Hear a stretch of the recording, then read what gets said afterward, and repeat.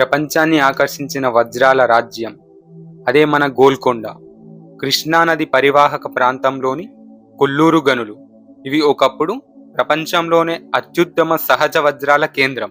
16వ మరియు 17వ శతాబ్దంలో కుత్బుషాహీ రాజులు గోల్కొండను వజ్రాల వ్యాపార కేంద్రంగా మార్చారు. హైదరాబాద్ వీధుల్లో వజ్రాల కోత, మెరుగుదల, అమ్మకాలు జరిగేవి.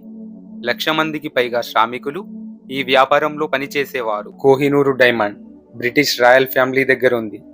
హోప్ డైమండ్ స్మిథ్సోనియన్ మ్యూజియం అమెరికాలో ఉంది.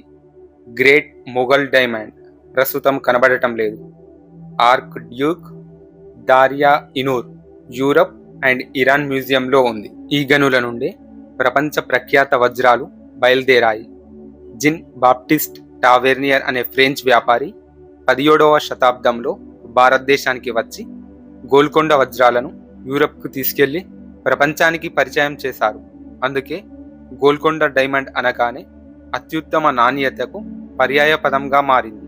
మార్క్ పోలో వంటి యాత్రికులు కూడా భారత వజ్రాల గురించి తమ రచనల్లో ప్రస్తావించారు. ఇక 2013లో ఆర్చ్ డ్యూక్ జోసెఫ్ వజ్రం న్యూయార్క్లో 211 కోట్ల రూపాయలకు అమ్ముడైంది.